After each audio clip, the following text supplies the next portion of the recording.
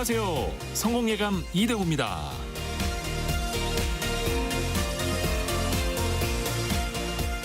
동네에 있는 자동차 썬팅점 앞을 지날 때면 기분 좋은 모습을 자주 보게 됩니다. 새 차를 뽑고 처음으로 썬팅을 하러 온 사람들. 차에 때가 끼지 않게 반들반들 코팅도 하고 시트를 덮은 비닐을 벗겨내는 그 새 차 주인들의 얼굴은 그렇게도 밝아 보입니다. 내 집을 마련하는 사람들의 표정도 비슷하죠. 분양을 받고 새 집을 처음 보러 갈 때 그 설렘. 아무것도 없는 새하얀 집에서는 무엇이라도 할 수 있을 것 같은 설레는 마음. 얼마나 좋을까? 얼마나 행복할까? 꼭 집과 차처럼 큰 건 아니더라도 내 것을 마련할 때의 설렘은 누구에게나 있을 겁니다. 작은 커피잔 하나를 샀을 때, 또 오랜 고민 끝에 고른 책상 하나에도 설렘과 애착이 붙습니다. 그 작은 설렘과 기쁨이 모여서 인생이라는 커다란 그림을 밝게 완성해 가죠. 성공예감 이대호입니다. 시작합니다.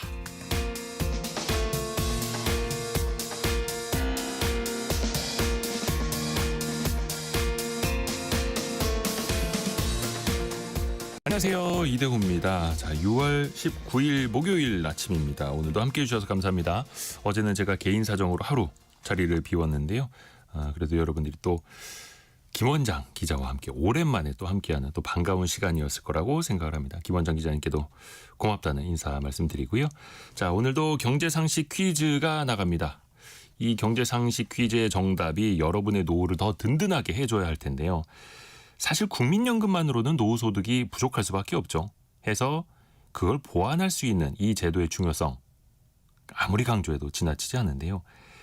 근로자가 일하는 동안 일정 금액을 쌓아두었다가 일을 그만두었을 때 연금처럼 나눠받는 제도를 말하죠.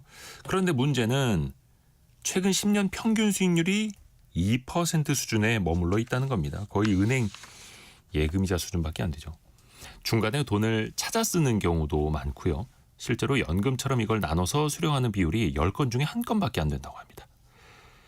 이 제도는 대표적으로 두 가지 형태가 있죠. 회사가 그 수령액을 보장하는 DB형, 또 근로자가 직접 운용하는 DC형. 네 글자입니다. 정답은. 근로자가 일을 그만둘 때, 퇴직할 때 받을 수 있도록 회사와 근로자가 함께 준비하는 이 제도를 무슨 연금이라고 할까요? 우리 흔히 3층 연금이라고 하죠. 국민연금. 그리고 2층에는 이게 있고 3층에는 또 개인연금. 이렇게 3층 구조로 마련해 놓으면 노후를 제대로 대비할 수 있다라고 하는데요. 그 2층 역할을 하는 걸 맞춰주시면 됩니다.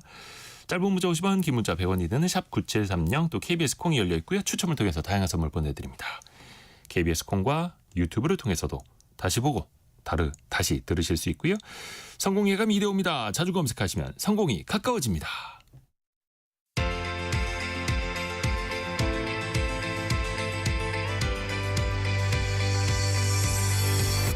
KBS 1라디오 성공예감 이대호입니다. 오늘의 경제 뉴스 알고란의 고란 기자와 함께합니다. 안녕하세요. 네, 안녕하세요. 증시부터 살펴볼까요? 일단 뉴욕 증시 혼조세 마감했습니다. 다우지수 0.1%, S&P 500 0.03% 하락했고요. 네. 나스닥은 0.13% 상승했습니다. 밤새 제일 많이 주목됐던 것, 미국 연준의 금리 결정이었잖아요. 몫이 다 시장이 예상했듯이요. 기준금리는 4.25에서 4.5%로 동결했습니다. 트럼프 대통령 취임 이후에 트럼프가 계속 금리 내려라라고 하고 있지만 4차례 연속 기준금리를 유지하고 있습니다. 최근 지표들은 경제활동이 견고한 속도로 계속 확장되고 있음을 보여준다. 실업률 역시나 낮은 수준 유지하고 있고 노동시장 견고하다라고 했지만요. 물가 상승률은 여전히 높은 수준이고 경제 전망 불확실성이 역시 줄어들었지만 높다라고 지적했습니다. 사실 금리 동결이야 다 시장이 예상한 바고요. 네. 관심이 갔던 게 바로 점도표입니다. 점도표는 이제 분기마다 발표하는데요.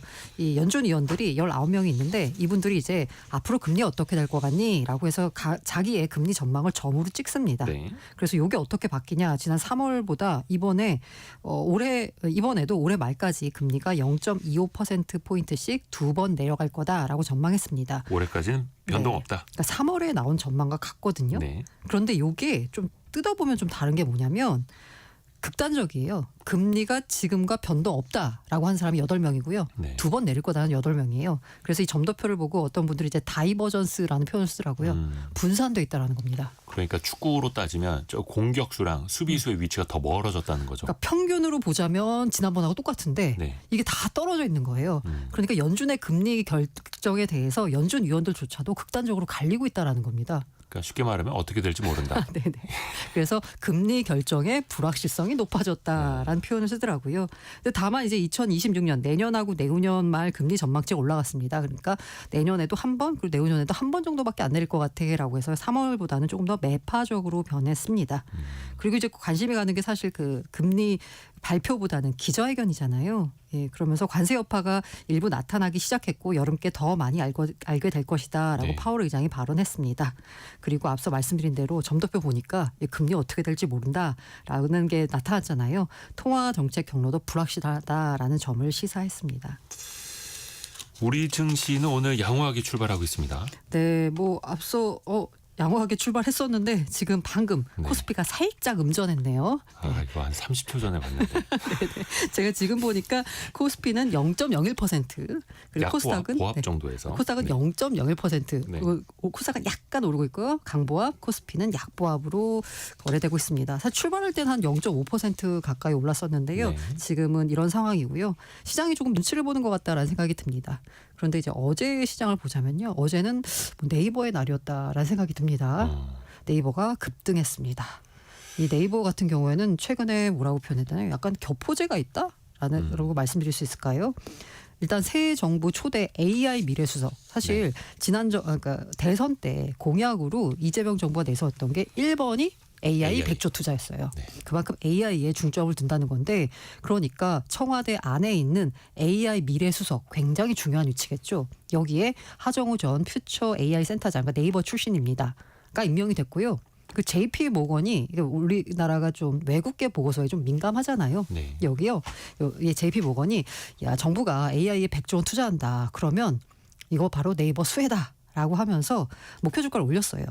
그러다 보니까 어제 한 17% 넘게 급등했거든요. 24만 3천 원 마감했는데 지금 현재는 25만 5천 원 정도에 또 거래가 되고 있습니다. 소버린 AI가 지금 현재 이재명 정부의 AI 주권을 강조하는 핵심 정책이잖아요. 네. 네이버가 핵심 파트너가 될 거다라는 기대감이 있었고요. 또 시장에서 최근에 나타나고 있는 게 뭐냐면 이 미국에서도 스테이블 코인 법안이 통과가 되면서 스테이블 코인 발행사인 서클이라는 회사의 주식이 사실 6일 날 상장했거든요. 네. 31달러에. 근데 지금 199달러에 마감했어요. 이런 정도 강세를 보이니까 국내에서도 야 그럼 원화 스테이블 나와야지라고 하면서 원화 스테이블 코인의 수혜주 중에 하나로 네이버가 꼽히고 있습니다. 이런 여러 가지 겹포체가 겹치다 보니까 네이버 주가는 연일 강세를 나타내고 있습니다. 그러게요. 일단 네이버 같은 경우에는 3년 전 주가 수준 이제 회복을 했네요. 25만 원대 시가총액은 40조 원을 회복을 그렇게 했고요. 말씀하시니까 참 요즘 상승세가 참 오랜만에 민망하네요. 네이버는 오랜만에 주목을 받아가지고요. 네. 당정이 그 추가 경정 예산 편성에 나서고 있는데 가장 눈에 띄는 거 역시나 민생 회복 지원금이죠. 네, 오늘 오후에 이재명 대통령이 용산 대통령실에서 국무회의 주재합니다. 여기에서 민생 경제 회복을 위한 2차 추경안 심의될 예정이고요. 이 새 정부 출범 후 마련된 첫 번째 추경입니다. 어제는 이제 당정 정책 협의가 있었습니다. 이 자리에서 진성준 더불어민주당 정책위원회 위의장이요. 이번 추경안에는 이게 사실 제일 관심이 갔죠. 네. 이른바 민생 회복 지원금 사업이 반영돼 있다라고 했어요. 사실 여당 같은 경우에는 민생회복 취지에서 다 주자라는 주장에 힘을 실었거든요. 그래서 민생회복 지원금은 15만 원에서 50만 원을 지급하는 것으로 알려져 있습니다. 근데 제가 15에서 50만 원이라고 했잖아요. 요거 약간 취약계층한테 조금 더 주는 식으로 설계를 네. 했습니다.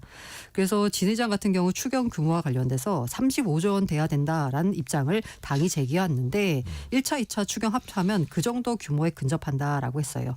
지난달 편성한 게 13조 8천억 원이잖아요. 네. 2차 추경 규모가 그러니까 20조 원은 넘을 것으로 전망이 됩니다. 민생 회복 지원금만 있는 게 아니라 또 다른 내용도 담기겠죠. 추경안에. 네, 어쨌든 그 이재명 대통령이 말한 게 이제 지방 소멸 방지잖아요. 네. 그 대책으로 해서 수도권에서 먼 지역일수록 더 많이 국가가 지원하는 정책을 시행하겠다라고 공언을 했고요. 이에 따라서 지역사랑 상품권 예산도 추가로 반영됐다라고 합니다. 그리고 이제 코로나 시기부터 지금까지 발생한 자영업자, 소상공인 채무 부담이 상당히 있잖아요. 요거 조정할 필요가 있다고 보고 이를 위한 예산도 편성돼 있다라고 밝혔습니다. 네. 사실 코로나 시기 때 영업을 못한 소상공인들 대상으로 해서 지원금을 줬잖아요. 근데 이게 돈을 준 게 아니라 정확히 말하면 빌려준 거죠.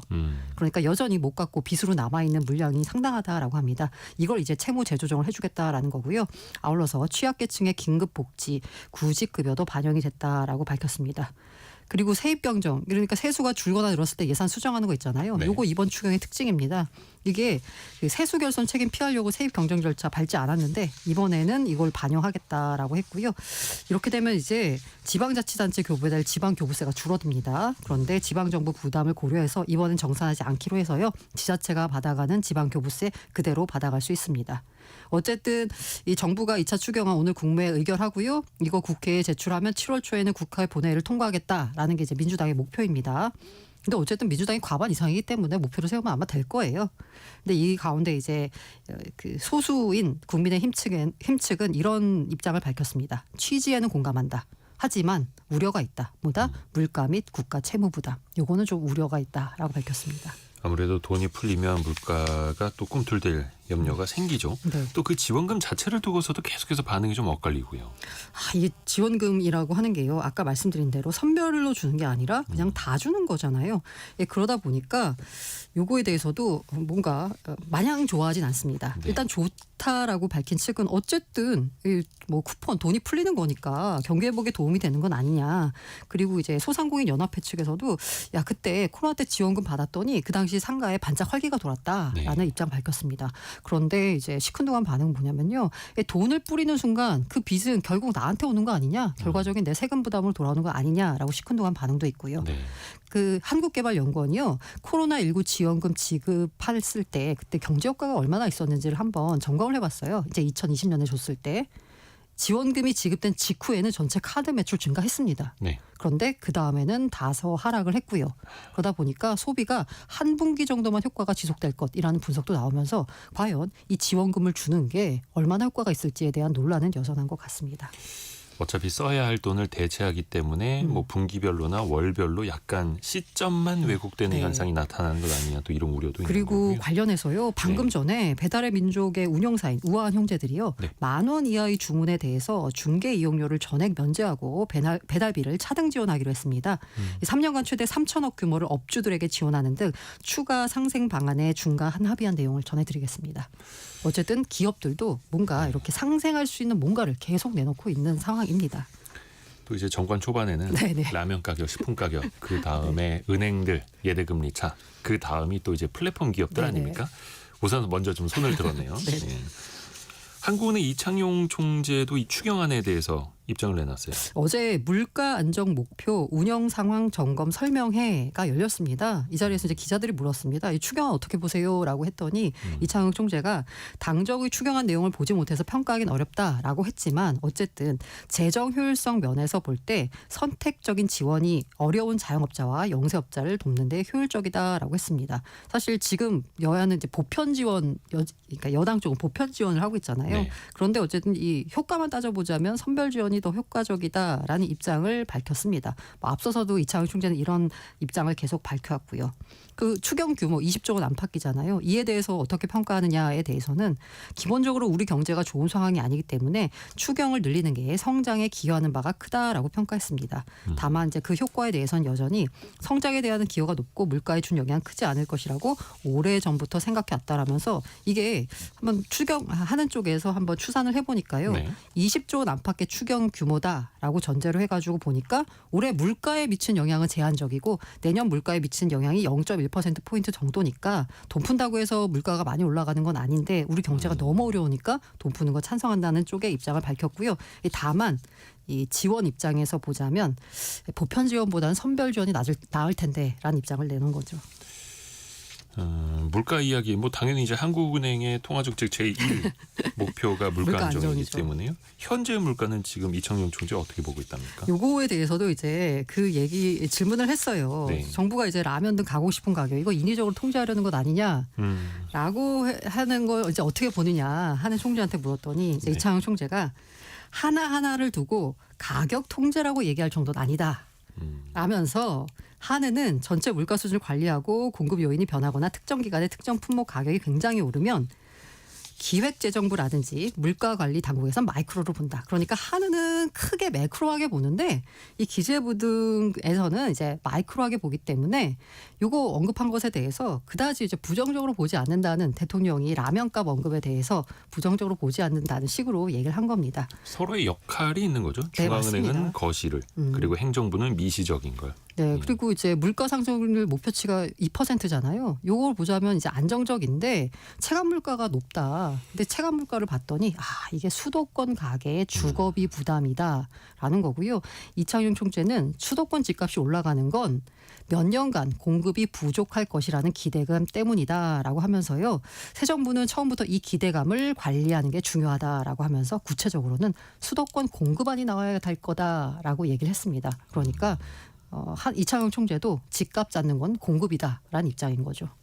다만 그 공급도 네. 3기 신도시 혹은 이제 이재명 대통령의 공약처럼 4기 신도시 어디 멀리 있는 게 아니라 또 사람들은 또 지금 서울 집값만 오르다 보니까 서울을 원하는데 결국은 재건축 재개발을 어떻게 더 속도를 낼 것이냐, 이게 또 핵심이기도 하고요.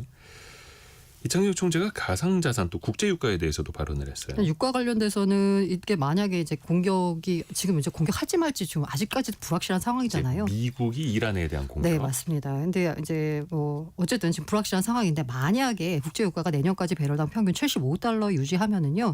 올해 물가 상승률을 보니까 0.1%포인트 오르고 내년에는 0.3%포인트 오를 것이다라고 분석했습니다.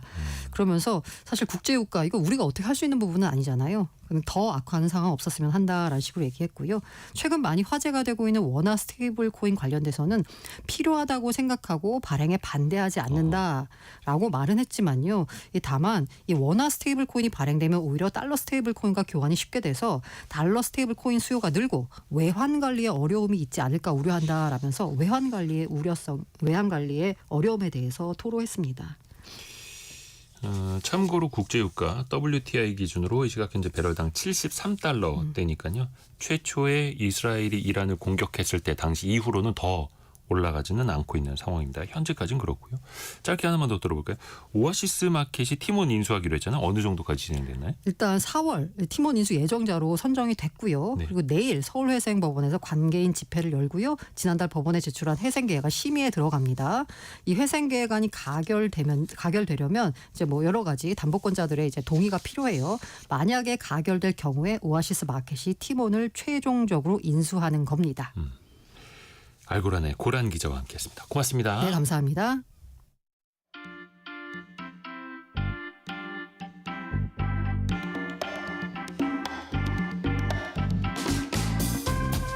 지금 여러분께서는 KBS 일라디오 성공예감 이대호입니다를 듣고 계십니다.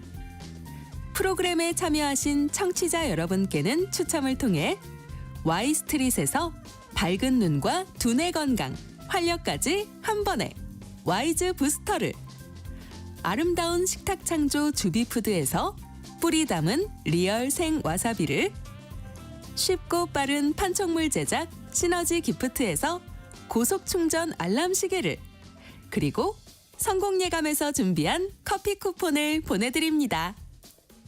당첨자는 성공예감 이대호입니다 홈페이지에서 확인하세요. 오늘의 경제상식 퀴즈 정답은 4글자입니다. 회사가 근로자 대신에 일정 금액을 적립해 두면 근로자가 나중에 일을 그만두었을 때 연금처럼 나눠 받을 수 있는 이 제도를 말하죠. 그 적립금 규모가 23년 기준으로 380조 원을 넘겼는데요. 가입률은 여전히 27% 수준이고요. 수익률도 낮고 또 중도에 인출하는 문제가 더해지면서 노후 대비라는 본래의 목적이 너무 퇴색되고 있다는 지적이 이어지고 있는데요. 해서 근로자가 자산을 직접 운영하는 DC형 확대해서 수익률을 좀 높일 필요가 있다. 또 개개인이 관심을 갖기엔 좀 어렵기 때문에 기금형으로 제도를 도입을 해야 한다. 이런 지적들도 나오고 있는데요. 정답 4글자 많이들 보내주고 계시는데 5710님이 이거에 대한 무관심은 죄악입니다. 이렇게. 왜냐면 내 노후랑 관련된 거니까 관심을 좀 가지셔야 됩니다. 송훈님, DC형이 수익률이 더 좋습니다라고 보내주셨는데요. DB형은 확정된 수익률이다 보니까 낮고요. DC형은 본인이 운용한 것에 대한 책임을 지는 것이다 보니까 수익률이 높을 수는 있겠습니다만 그만큼의 또 리스크는 떠안으셔야 하는 거죠. 0515님, 저는 공격형이에요. 현재 수익률 13%대네요. 라고 보내주셨고요. 장명원님은 반대로 안전형 DC로 들었어요. 수익이 거의 없더라고요. 예, DC형으로 본인이 직접 운용을 하는데 안전자산 위주로, 채권, 국채 위주로만 담고 있다. 그러면 사실 또 거의 DB형이랑 차이가 없을 수도 있습니다. 근데 다만 이거는 젊을 때일수록 좀 주식 같은 리스크는 높되 공격형 자산을 조금 더 많이, 나이가 많이 들어갈수록 은퇴 시점이 좀 앞당겨질수록 국채 같은 안전자산을 더 많이 담는 게 그게 좀 밸런싱 측면에서는 도움이 되실 것 같습니다. 그 정답 4글자 보내주시면 됩니다. KBS 콩 그리고 짧은 문자 50원, 긴 문자 100원이 드는 샵 9730 문자 메시지가 열려있습니다.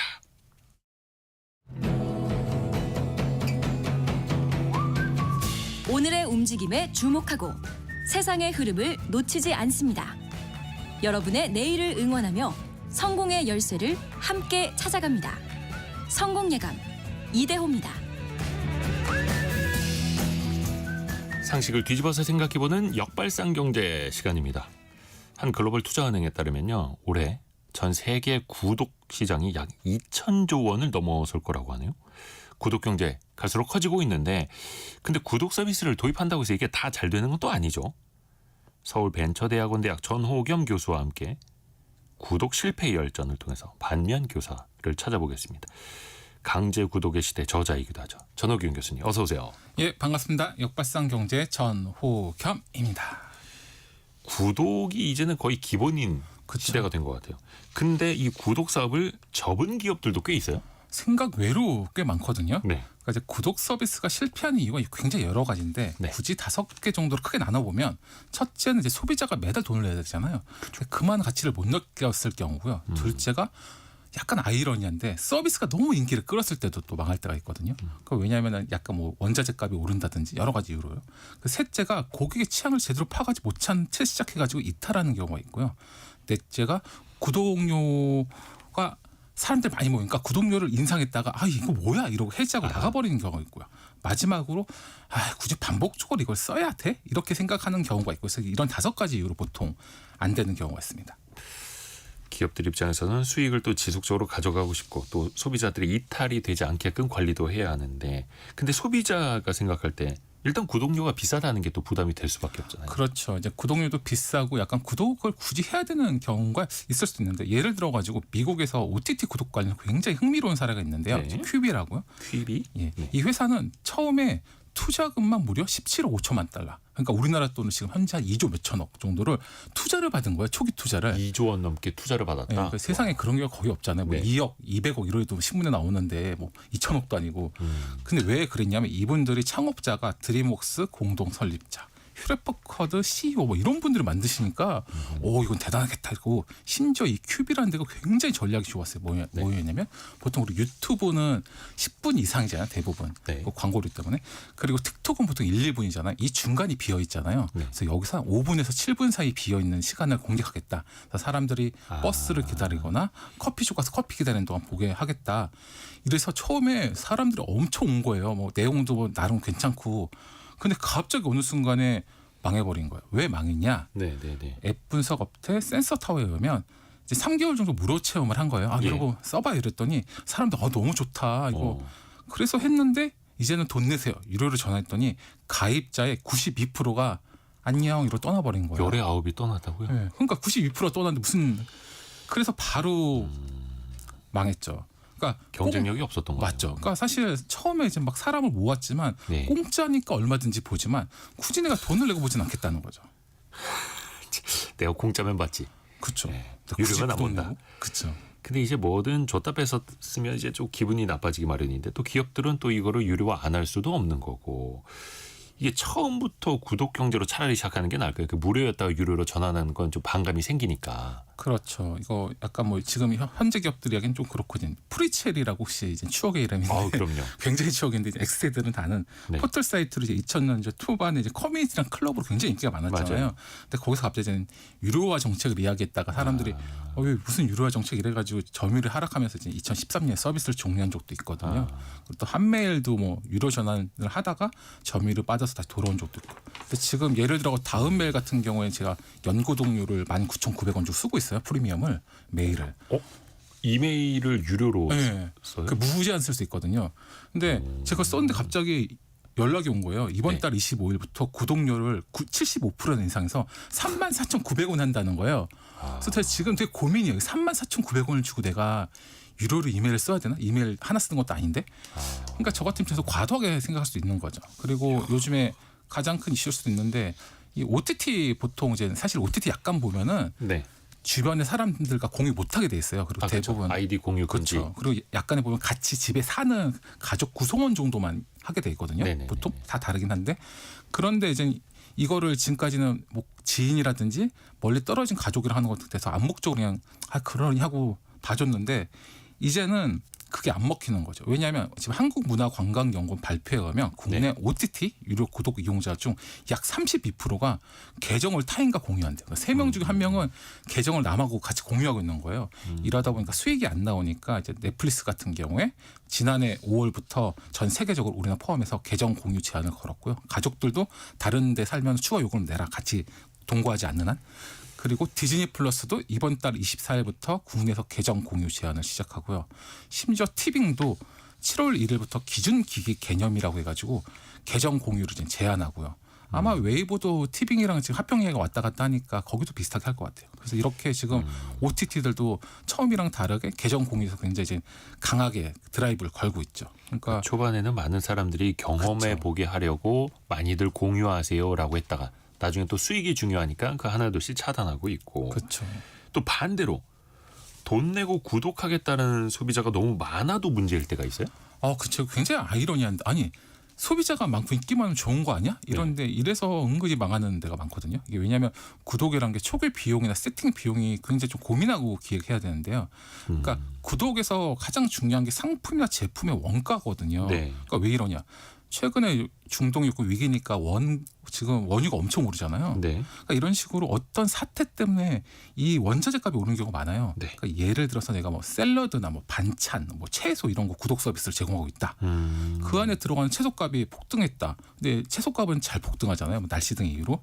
그러니까 예를 들어가지고 2023년 4월에 양파 15kg의 도매가가 그 전해에 비해서 약 3배 정도 오른 적이 있어요. 네. 아니 그러면은 나는 한 5천 원 정도의 구독 서비스를 하고 있어요. 예를 들어가지고. 그래서 6천 원, 7천 원 올려도 사람들이 막 20% 올렸다 뭐라 하는데 내가 원자재가 3배 올랐으니까 3배 올릴게요. 불가능하거든요. 네네네. 그러니까 이 구독료라는 게 일회성 지불이 아니라 해지하지 않는 한 계속 내는 거잖아요. 어떻게 보면 내가 죽을 때까지 평생 될 수도 있거든요. 그렇기 때문에 소비자들이 이 구독료 올리는 것에 굉장히 민감하거든요. 그런데 이거를 제공하는 서비스 제공자 입장에서는 원재료 값도 오르고 인건비도 오르고 여러 가지 이슈가 있는데 어려움다 보니까 이제 그거를 잘못 체크해서 원자재 값이 너무 많이 오르다 보니까 그러네요. 할수록 적자가 나서 이제 문을 닫는 경우가 생각외로 많습니다. 의외로 구독 경제 시장에서 원가 관리 문제로 폐업까지도 이어질 수 있다. 상당히 많죠. 또 구독 서비스 이렇게 하면 망한다. 어떤 예시가 있을까요? 뭐 가장 우리가 일반적으로 볼 수 있는 의류 구독 서비스가 사실 옷이요. 몇 년 전에 꽤 많았거든요. 근데 요즘 별로 없어요. 왜냐하면 그 왜 그러면 이게 좀 어려운 게 이제 일본 같은 경우에 한 정장 회사가 네. 일본도 우리나라랑 비슷하게 젊은 세대들이 정장을 안 입잖아요. 왜냐하면 이제 기업들도 복장 자유라 하고 그렇죠. 그러다 보니까 매출이 안 느니까 구독 서비스가 답이다. 이래서 의류 정기 구독 서비스를 한 거예요. 그래서 정장, 넥타이, 와이셔츠를 한 벌로 해서 한 달에 한 번씩 바꿔주고 뭐 이렇게 해서 해줬는데 보기에 퍼펙트하잖아요. 네. 그래서 했는데 생각 외인 결과가 나온 거예요. 뭐였냐면 어떻게요? 원래 20대가 할 줄 알았더니 40대 중년층이 구독을 하고 있는 거예요. 그러니까 경기가 안 좋으니까 이 고가 시장에서 저가 시장 내려와서 싼 가격 그리고 한 달에 한 번씩 바꿔주니까 세탁하기도 편하고 네, 그러니까 근데 처음에 시작할 때는 20대를 생각했잖아요. 근데 20대랑 40대랑 옷입는 스타일 다르거든요. 왜냐면 20대는 조금 슬림한 편이잖아요. 네네. 40대는 저처럼 막 이렇게 부하잖아요. 그래서 저 같은 체형 큰 옷을 많이 안 갖다 놓은 거죠. 그러니까 40대가 원하는 옷이 별로 없고 그러다 보니까 이 상품이 적다 보니까 자연스럽게 못하게 된 거죠. 그래서 결과가 예상과 다르게 망했고요. 이것도 비슷한 게 우리나라도 있었는데 우리나라에 굉장히 유명한 대기업이 그 명품 브랜드나 디자이너 옷 네. 구독 서비스를 한 거예요. 근데 네, 처음에 가격 대비 너무 줘서 엄청 많이 되고 엄청 인기가 끌었는데 그것도 망했어요. 왜냐?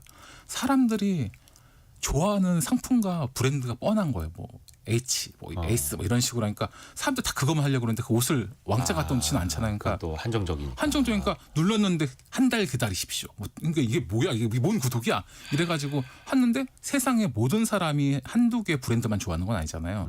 원래 구독이라는 게 여러 한 번 들어가서 이것도 한번 체험해보고 저것도 경험해보고 이런 재미가 있었는데 또 인기 있는 것만 사다 놓으니까 다른 거 못 사잖아요. 그러니까 또 들어서 아니 옷이 이게 무슨 종류가 이거밖에 안 돼? 이래서 또 나가버리고 그러니까 궁극적으로 이제 문을 닫게 된 거죠. 그 기업이 생각했던 거랑 현실이 또 많이 달랐던 거네요. 그러니까 옷이라는 아이템 자체가 어떻게 보면 구독 경제에 맞지 않는 아이템일 수도 있는 거고요. 그럴 수도 있는데 이제 사실 이게 또 약간 생각의 전환을 하면 또 아닐 수도 있는데 이제 일본에서 한 항공사 계열사에서 네. 고급 의료 업체들하고 손잡아가지고 아주 특별한 구독 서비스를 기획했어요. 빈손 여행이라고. 그 우리 여행 갈 때 가장 큰 이슈가 뭐야? 특히 겨울에 패딩. 그렇죠. 패딩 옷 하나 만들면 반차잖아요. 특히 더운 나라 갈 때. 그렇죠. 아니 그리고 그러니까 이게 옷이 사실 다거든요. 이 여행할 때. 그래서 여행 가기 전에 내가 필요한 옷을 구독해 놓으면 자기가 원하는 호텔로 갖다 놓는 거예요. 괜찮죠. 그거를 일본에서도 하고 미국에서도 그 굉장히 유명한 호텔 또 체인하고 현지에서 여행 끝나면 현지에서 반납하고 오고. 그렇죠. 그러니까 짐을 들고 갈 필요 심지어 여기서 괜찮은데요? 너무 잘 되니까 맞아요. 그러니까 옷만 한 게 아니라 뭐 온갖 거 다 한 거예요. 무슨 카메라 뭐 면도기 이런 것까지 온갖 서비스를 다 넣어가지고 빈손으로 와라 너희는. 그래서 이게 잘 되니까 또 미국에서 따라서 아주 유명한 호텔 체인에서 유명한 구독 회사랑 합쳐가지고 또 이런 서비스를 했죠. 요건 현재 잘 되고 있는 거예요. 이게 아직까지는 되고 있고 일본에서는 약간 지금 조금 잘 안 되고 있더라고요. 이것도 그때그때 다르고 원가도 많이 들 것 같아가지고. 그러니까 이게 생각 외로 왜냐하면 이게 코로나 전에 엄청 잘 되다가 코로나 때 옷을 남이 입던 거잖아요. 그러니까 사람들이 조금 꺼리다 보니까 그때 좀 주춤하고 있죠. 그러니까 코로나 좀 바꿨죠. 코로나 때 공유 경제가 좀 한번 타격을 그쵸. 받았었죠. 그러니까 이제 뭐든지 거의 구독인데 이 구독을 악용하는 범죄도 생겼어요. 이거 관련돼서 좀 범죄가 좀 있는데 이제 소위 말해서 구독강이라는 게 구독강? 제가 예전에 카드깡처럼. 뭐 이런 것처럼. 그러니까 요즘에 우리나라 이제 대기업들이 앞다퉈서 가전 구독 서비스 내놓고 있거든요. 네. 뭐 전에는 뭐 공기청정기 뭐 이 정도였는데 지금은 냉장고, TV, 뭐 안마의자 온갖 고가 가전 제품을 이제 구독료를 받고 있어요. 네. 우리나라 거의 대기업 다 하고 있거든요. 그래서 이거를 악용하는 사례가 있는데 뭐냐면 이 구독하는 이 가전이 비싼 제품이 많거든요. 몇백만 원짜리 굉장히 많아요. 네. 그 몇백만 원짜리 개통하고 그거를 중고로 파는 거죠. 그러면 이거 자체가 개통을 했으니까 이게 뭐 36개 보통 36개월이 많거든요. 36개월 구독료를 내지 않고 그냥 버티는 거예요. 그러면은 기업이 이거를 회수하려고 한 회수가 쉽진 않거든요. 네. 그리고 또 이제 회수를 못하면 또 브랜드 이미지 손상되고 이런 게 있는데 이거를 넘어서서 최근 언론 보도에 의하면 불법 대부업자들이 이제 금전이 필요한 청년들이 있을 거 아니에요. 깨워가지고 야 너 가가지고 저기 가서 대형 가전 TV 하나랑 뭐 냉장고 등 해서 한 1,000만 원, 2,000만 원어치 계약하고 와. 그럼 내가 뭐 얼마 줄게. 이래서 계약하고 왔잖아요. 그럼 그거를 제3의 장소 자기가 받아가지고 팔아버리는 거예요. 그러면은 별의별 게 다 있네요. 그러니까 이게 생각해 그 청년들은 이 물건을 써본 적도 없는데 그럼 몇천 다시 원에 나중에 그 사람이 갚아야 되는 거잖아요. 갚아야 되죠. 근데 이분들이 대부분 이제 약간 취약계층이거나 경제적으로 어렵거나 그쵸. 잘 모르니까 한 거잖아요. 그러니까 이분들은 이제 급전이 필요해서 했을 뿐인데 오히려 더 큰 빚을 지게 되고 만약에 조금 운이 안 좋으면 이제 범법자가 되거나 이제 신용 불량자가 되는 거죠. 그래서 이런 식으로 하는 구독강이 이제 시작됐고요. 이런 걸 업체 입장에서 어떻게 미리 걸러낼 수는 없어요? 그러니까 사실 이게 문제가 뭐냐면 이제 구독 플랫폼, 이제 구독이라는 게 최근에 막 커져가니까 가장 중요한 게 모객이거든요. 가입자 수가 중요하니까 사실 뭐 실사용자 검증, 뭐 악용 방지 이런 거 전혀 없거든요. 그러니까 실사용자 여부를 파악하는 장치도 없고 이 사람이 가서 뭐 중고를 파는지 아니면 OTT도 마찬가지니까 뭐 자기 명의로 하는지 우리가 알 수가 없잖아요. 그러니까 방치하고 있죠. 그래서 이런 거를 또 사회적으로 크게 문제 제기한 사람도 없어요. 지금 사실 제가 거의 처음 하고 있는데 그러니까 이런 거의 가장 큰 문제는 보통 이제 청년이라든지 아까 말한 것처럼 경제적 약자, 사회적 취약 계층이 가장 타겟이 될 확률이 높거든요. 구독강 이런 문제에 대해서. 근데 이게 단순하게 개인의 문제를 볼 게 아니라 구독강이 되면 기업 입장에서도 신뢰가 없으니까 더 이상 구독 경제를 할 필요도 없고 더 멀리 가면 또 다른 어떤 금융 거래를 할 필요도 없는 거잖아요. 그러니까 경제적 손실뿐만 아니라 기업도 브랜드 이미지 실추도 있으니까 이건 기업과 소비자들이 다 손실이거든요. 그러니까 이런 강제 구독의 시대에는 이제 소비 트렌드를 넘어서 구조적 변화가 있는 걸 깨닫고 정부와 사회가 좀 관심을 가지고 좀 대비해야 될 것 같아요. 이게 사실 카드깡 문제도 한동안 심했습니다만 카드 회사가 이걸 자정작용으로 돌린 게 아니고 규제 같은 게 이제 개입이 되면서 달라지고 있는 건데 오늘은 특이하게 구독 서비스의 실패 사례를 많이 들어봤는데요. 그러면 구독 서비스로 성공하기 위해서 가장 필요한 핵심은 뭐라고 봐야 됩니까? 역시 지속성이죠. 왜냐하면 고객 입장에서 지속적으로 쓸 수 있는 그런 매력적인 가치를 줘야 되는 거죠. 반복해서 쓸 수 있느냐. 그렇죠. 그리고 옷 구독 서비스 같은 경우는 고객 취향을 미리 반영해서 구독 가입할 때 어떤 옷을 좋아하는지 미리 설문조사를 받아가지고 미리 해놓으면 되죠. 이런 식으로 뭐 예를 들어 AI를 통해서 재방문 예측도 가능하니까 AI. 그렇죠. 고객이 언제쯤 다시 이용할지에 대해서 조금 데이터를 통해 가지고 마케팅이나 상품 구성할 때 조정할 필요가 있는 거죠. 또 고민할 지점은 또 어떤 게 있을까요? 이게 또 사실은 구독 경제라는 게 어떻게 보면 굉장히 쓸모가 엄청 많거든요. 네. 그러니까 예를 들어가지고 환경과 ESG 차원에서 구독 경제가 사실 답이에요. 아, 왜냐하면은 ESG 차원에서 봤을 때 전에 물건을 누가 살지 모르니까 엄청 많이 만들어가지고 쟁여놨잖아요. 그러다 보면 탄소 발자국 나고 물건 비용 들고 그랬는데 구독 경제는 누가 얼마큼 쓸지 정확히 알기 때문에 불필요한 자원 낭비가 없거든요. 그리고 두 번째는 이거를 중고품으로도 쓸 수 있어요. 뭐냐면 실제로 일본에서는 의류 구독이 끝난 다음에 이거를 다시 판매하는 서비스도 있어요. 아, 예를 들어서 렌트나 리스 자동차들 그렇죠. 3년 정도 탄 다음에 중고차 시장에 나오는 것처럼. 그렇죠. 그래서 요즘에는 이제 옷을 떠나서 가전제품 등등 많이 하니까 그런 가정을 이제 자기네가 인증해가지고 중고로 팔던가 아니면 중고 가전 구독 서비스도 가능하죠. 그래서 사실 이 상품이 괜찮으면 중고 쓰는 사람도 거기에 대해서 꺼리낌 없는 사람도 많거든요 요즘에. 네. 그래서 이런 거 해도 되고 실제로 이제 기아차에서 자기네가 자사 중고차를 이제 구독 서비스하는 걸 냈거든요. 이제 그런 식으로 어떤 ES 차원에서도 이제 구독 경제를 조금 더 활발하게 활용할 필요가 있는 거죠. 오늘은 구독 경제의 그 이면에 대해서 좀 들어봤습니다. 서울벤처대학원 대학 전호겸 교수였습니다. 고맙습니다. 감사합니다. 라디오 정보센터 다녀옵니다. 윤석열 전 대통령 내란 사건을 맡은 조은석 특별검사가 오는 26일 구속 만기를 앞둔 김영현 전 국방부 장관을 공무집행 방해 혐의 등으로 어젯밤 재판에 넘겼습니다. 조 특검은 법원의 추가 구속영장 발부 요청 절차를 신속히 진행하겠다고 밝혔습니다. 이재명 대통령이 캐나다에서 열린 주요 7개국 G7 정상회의 일정을 마치고 오늘 새벽 서울공항을 통해 귀국했습니다. 이 대통령은 오늘 용산 대통령실에서 국무회의를 주재합니다. 2차 추경안 등이 안건으로 올라갈 전망입니다. 이종석 국가정보원장 후보자에 대한 국회 인사청문회가 오늘 오전 열립니다. 개인 신상과 도덕성을 검증할 때에는 청문회를 공개하지만 국가안전 보장에 관한 사안은 비공개입니다.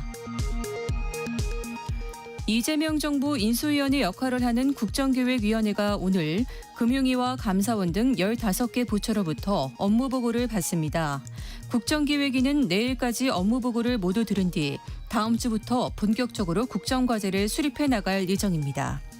지금까지 라디오 정보센터 뉴스 정한나였습니다. 청취자 여러분은 혹시 예민한 성격이세요? 좀 둔감한 성격이세요? 아니면 옆에 있는 사람하고 정말 다를 때도 있거든요. 미국의 한 심리학자 일레인 아론이라는 사람에 따르면요. 전 세계 인구 약 20%가 예민한 성격이라고 하네요. 5명 중에 1명. 외부 자극에 특히 민감하다라는 건데 요즘엔 그래서 MBTI보다 얼마나 예민한가 예민도를 확인하는 검사도 뜨고 있다고 합니다. 오늘 이거 한번 배워보실까요? 도움이 많이 되실 겁니다. 심리학 개론 시간입니다. 연세대 이헌주 연구교수와 함께합니다. 교수님 안녕하세요. 네, 안녕하세요. 이게 저 사람 너무 예민해 네. 라는 게 살짝은 좀 부정적인 의미로 우리가 쓰고 있잖아요. 네. 예민하다라는 건 좋은 건가 나쁜 건가? 뭐 이거 좀 나눠보긴 좀 그렇습니다만 네. 어떻게 봐야 됩니까? 사실 좀 예민하다, 너 왜 이렇게 예민하니? 이게 약간 부정적인 의미로 많이 또 통용되는 게 사실이잖아요. 이렇게 날이 서 있냐. 네, 네. 근데 사실 이런 성격에는 좀 빛과 그림자가 다 있어요. 그래서 예민하다라는 것이 부정적으로만 좀 나타나는 것에 대해서는 조금 아쉬운 면이 있습니다. 왜냐하면 예민하다라는 거는 그만큼 섬세함이 많이 있다라는 것으로 또 말할 수도 있거든요. 네. 그리고 오해할 수 있는 부분이 뭐냐면 예민한 한 사람들이 굉장히 따진다. 막 까다롭게 한다. 이렇게 얘기하는 경우들이 있는데 그렇지 않은 경우도 허다합니다. 그러니까 예를 들어서 예민한 사람이 자신의 어떤 감정을 다른 사람에게 쏟아내는 사람이 있는 반면 어떤 사람은 내사에서 그냥 그것을 꾹 참는 사람이 있거든요. 근데 이런 사람들이 좀 더 많아요. 예를 들자면 예민하다라고 해서 겉으로 까탈스럽다는 건 아니라는 거죠. 거예요. 네, 오히려 착한 아이 콤플렉스를 가지신 분들도 굉장히 예민하신 분들이 많고요. 근데 예민한데 속으로 다 사귀고 있는 거예요. 그렇죠. 그리고 다른 사람의 작은 표정이나 이런 것도 민감하기 때문에 그걸 다 받아들이는 거예요. 그러니까 속에 아주 굉장히 그런 억울함도 많을 수 있고 심지어 다른 사람의 감정을 다 받아내는 그런 사람들도 있고 일단 예민한 사람들은 대인관계 갈등을 극도로 싫어하는 경향이 많습니다. 그렇겠네요. 네. 근데 예민한데 이걸 다 분출하는 사람도 있고 다 혼자 떠안는 사람도 있는 거고. 네. 그럼 심리학적으로 봤을 때 예민하다는 건 어떤 상태인 거예요? 핵심 단어는 자극입니다. 자극. 네. 그러니까 작은 자극에도 감정이 크게 일어나거나 혹은 오래 지속되는 성향이다. 이렇게 말씀드릴 수 있겠죠. 예를 들면 뭐 이렇게 아파트에서 네네네. 이렇게 차 소리가 들려요. 어어. 이사를 왔는데 근데 남편은 전혀 상관없어요. 그냥 뭐 차 소리지 뭐 그냥 자는 거고 그 층간 소음도 네. 누구 귀에는 그 발망치라고 들리고 네. 누구 귀에는 윗집 조용한데 이러고 그렇죠. 그거 뭐 들려? 사람에 따라서 네. 그러니까 그게 사실은 굉장히 나는 거슬리는데 그걸 어떻게 또 말하지 않을 수도 없고 그러니까 그런 좀 차이가 있다라는 거죠. 그리고 빅5 검사라는 게 있어요. 예, 예. 그러니까 빅5니까 이제 5개잖아요. 예. 외향성, 신경증, 친화성, 성실성, 개방성 이렇게 5가지 변이 있는데 예. 그중에서 신경증이라고 하는 게 있습니다. 그거를 사실은 예민하다라는 성격과 굉장히 많이 조금 연관해서 살펴보기도 합니다. 그래서 이런 신경증 높은 사람들은 조금 민감한 기질, 좀 그런 성격을 가지고 있는 사람이다. 이렇게 말씀드릴 수도 있습니다. 신경증, 네. 민감한 기질. 네.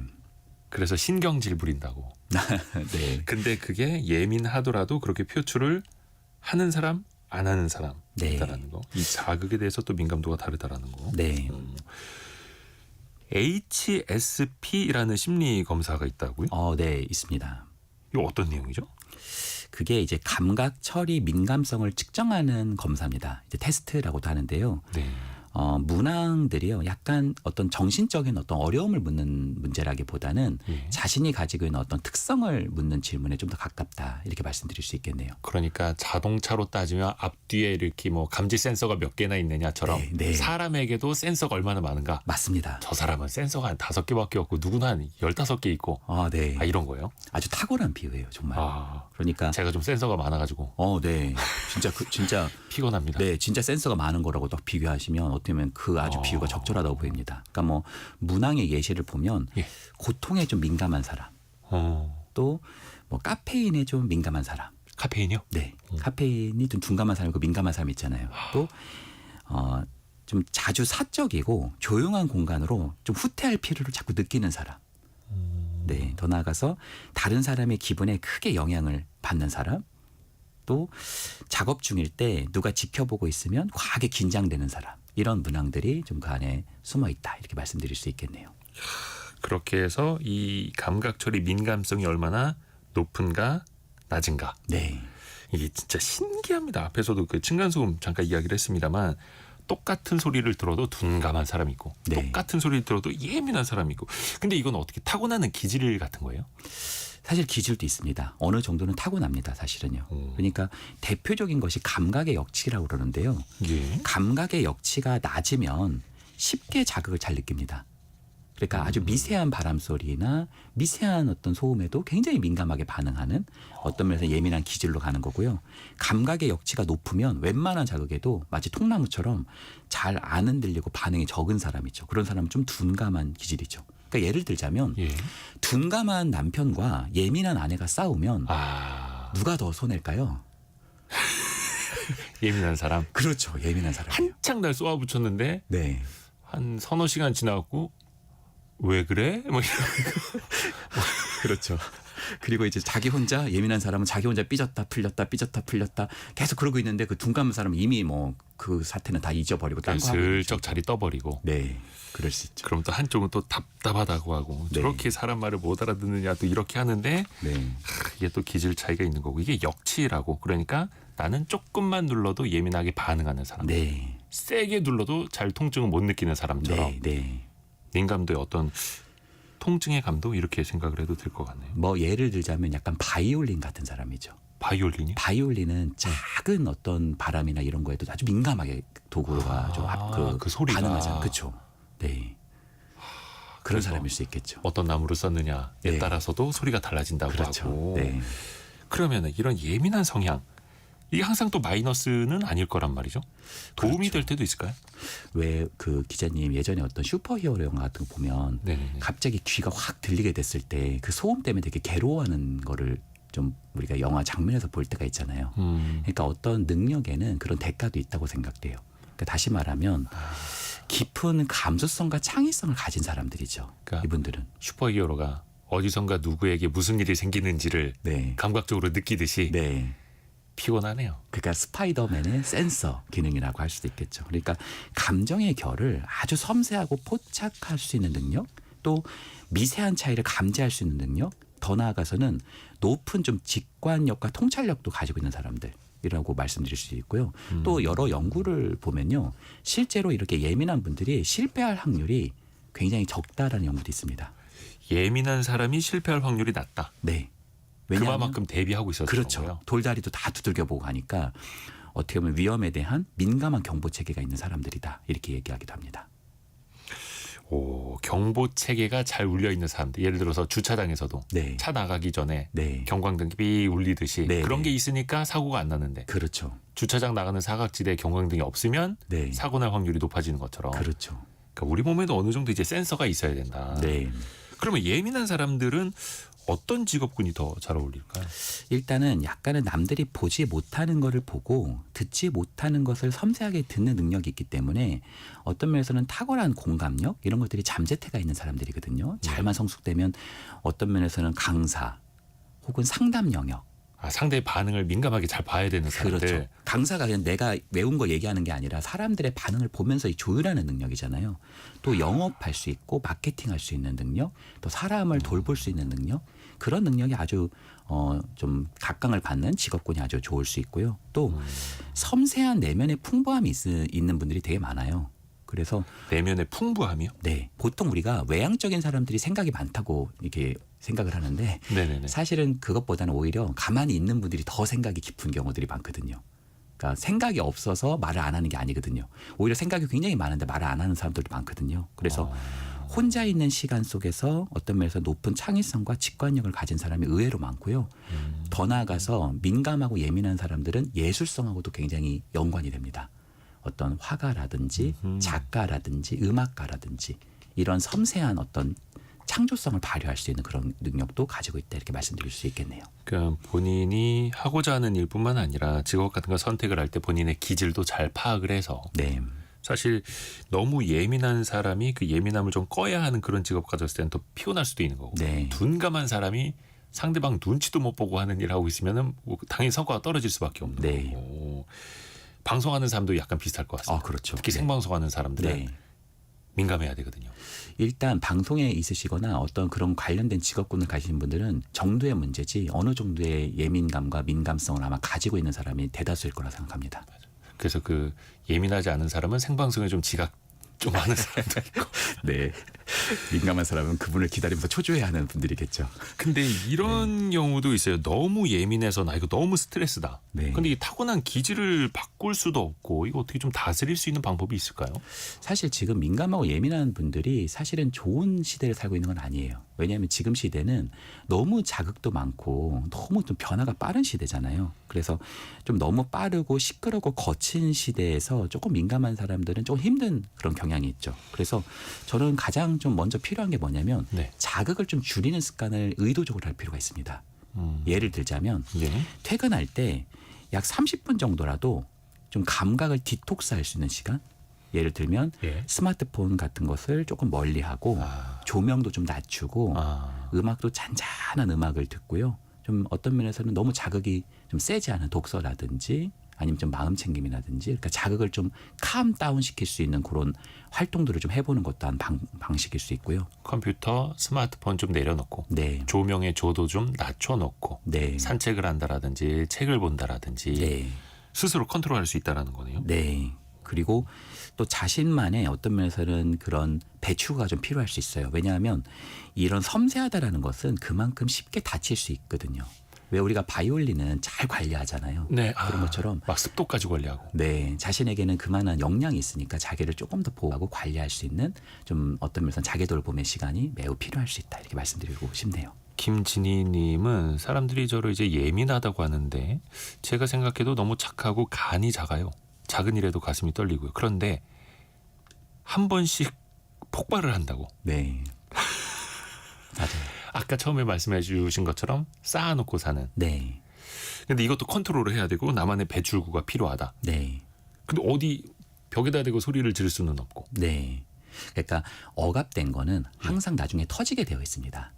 풍선을 오른쪽을 누르면 왼쪽이 더 부풀잖아요. 그렇죠. 그런 것처럼 내가 나중에 터지는 것을 막으려면 더 억압하는 게 아니라 작은 것이라도 자꾸 풀어내보는 연습을 해보셔야 됩니다. 예를 들면은 하루에도 내가 10분, 20분, 30분이라도 조금 나만의 조금 휴식 공간, 내가 정말 좋아하는 것들을 할 수 있는 시간과 공간이 좀 필요할 수 있고요. 또 누군가한테 내가 뭔가 말을 잘 못한다 하면은 내가 좀 마음에 맞는 사람을 한두 명이라도 좀 이렇게 아. 리추얼로 잡아서 어떤 면에서는 깊은 연결성을 갖는 그런 토대들이 굉장히 중요할 수 있어요. 더 나아가서 어떤 공동체, 굉장히 어떤 끈끈한 공동체가 있다면 이런 경우도 굉장히 도움이 된다 이렇게 말씀드리고 싶네요. 마음이 맞는 사람 또 공동체를 찾는 것도 방법이고 미리미리 또 외부 자극을 줄이는 것도 방법이고 김유진님이 제 마음을 치유하는 느낌입니다. 조금만 예민하려 노력합니다. 이렇게 이야기를 해주셨네요.